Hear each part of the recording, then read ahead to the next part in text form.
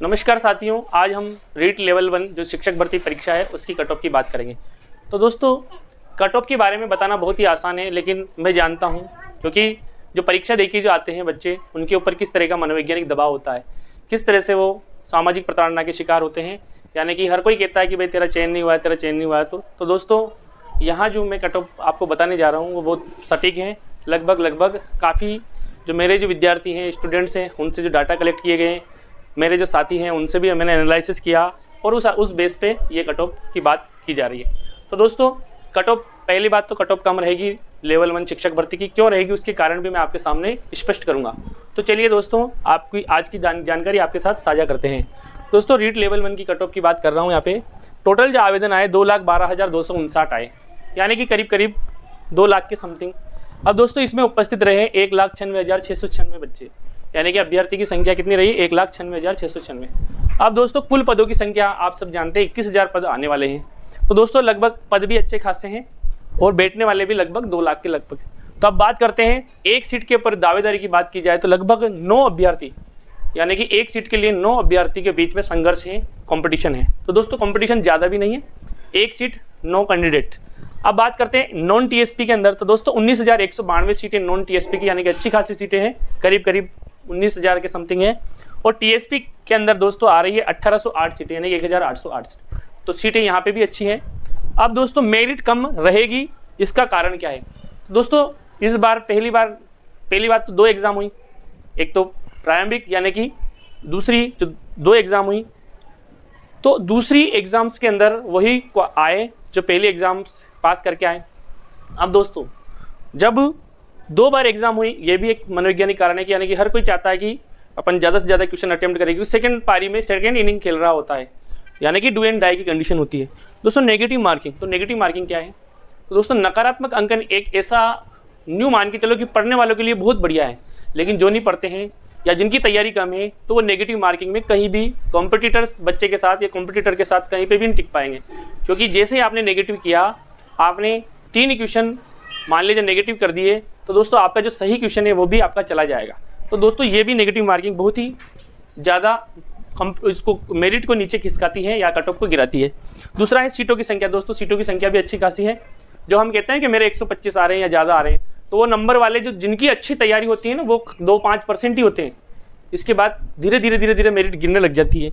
दोस्तों, ज़्यादा प्रश्न करने का मनोवैज्ञानिक दबाव। जब एक बात तो है दोस्तों, एक हम सामान्य बाहर अगर एग्जाम देते रहते हैं, एक परीक्षा हॉल में हम एग्जाम देते हैं, परीक्षा हॉल में एक मानसिक दबाव होता है, परीक्षा हॉल में एक अलग ही दबाव होता है। उस दबाव के कारण कई बार अपन जिस क्वेश्चन को अपने को अच्छे से पता होता है वो भी अपन हल नहीं कर पाते। तो ये ज़्यादा क्वेश्चन करने का दबाव रहता है कि ज़्यादा क्वेश्चन अटेम्प्ट करें ताकि कट ऑफ के अंदर आएँ। लेकिन उसमें दोस्तों, ज़्यादा क्वेश्चन में कई बार अपने नेगेटिव भी चले जाते हैं। तो दूसरा ये भी है कि ज़्यादा क्वेश्चन अटेम्प्ट करने से नेगेटिविटी भी, यानी कि अगर हमारी अच्छी तैयारी है तब तो ज़्यादा क्वेश्चन अटेम्प्ट करना अच्छी बात है, लेकिन अगर लो तैयारी है और हम अटेम्प्ट करते रहेंगे तो दोस्तों यहाँ से भी हम पिछड़ सकते हैं। नेगेटिव मार्किंग भी प्रभावित करती है। दोस्तों, अब हम कट ऑफ की बात करेंगे। अब आपके सामने कट ऑफ का पिटारा खुलने वाला है, देखिए दोस्तों। चलिए दोस्तों, आज की कट ऑफ की हम बात कर लेते हैं। तो दोस्तों, ये नॉन टीएसपी कैटेगरी की कट ऑफ है, यानी नॉन टीएसपी की जो पद है उससे संबंधित कट ऑफ है।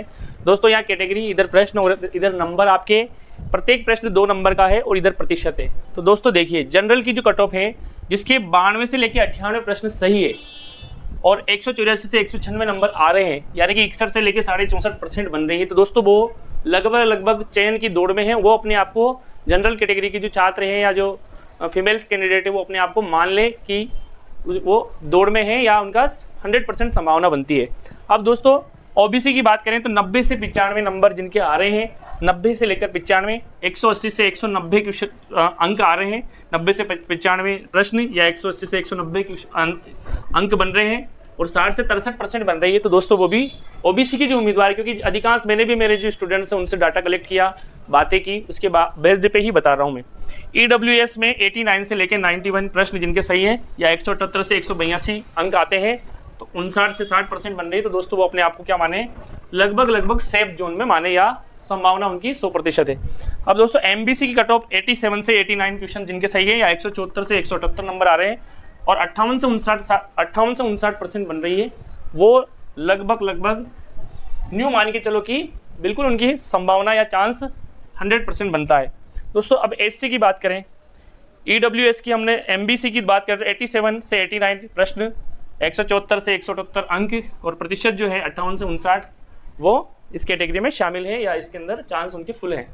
SC की कट ऑफ दोस्तों 84 से 87 नंबर जाने की पूरी संभावना है। जिनके 84 से 87 आ रहे हैं, 168 से 174 अंक बन रहे हैं और 56 से 58% हैं, तो वो अपने आप को माने दोस्तों कि वो लगभग चयन की दौड़ में है। ST की कट ऑफ दोस्तों, ST कट ऑफ 80 से 84 क्वेश्चन जिनके सही हैं, 160 से 168 नंबर आ रहे हैं, 53 से 56% बन रही है इसके बीच में, तो दोस्तों उनके 100% चांस है। दोस्तों आपको लग रहा होगा कि सर बता रहे हैं 61 से 64%, तो नेगेटिव मार्किंग जो होती है दोस्तों, जब हम पहली बार कहते हैं कि अपने इतने नंबर आ रहे हैं, लेकिन जब वास्तविक आंसर की आती है, जब हम अपनी कीज़ मिलाते हैं, तो जो जितना भी ऊपर जो नंबर बताने का जो हमारा जो अनुभव था या जो कॉन्फिडेंस था वो अपने आप गिर जाता है। क्योंकि वास्तविकता में मैंने भी कई बार एग्जाम दी, एग्जाम में काफ़ी मनोवैज्ञानिक दबाव होता है। जब हम शुरू में कहते हैं कि मेरे 125 नंबर आ रहे हैं 150 में से, जब आंसर की या जब अपन मिलाते हैं तो 125 से 115 पे आ जाते हैं, और जब रियल आंसर की आ जाती है तो 110 पे रह जाते हैं। तो फिर उसके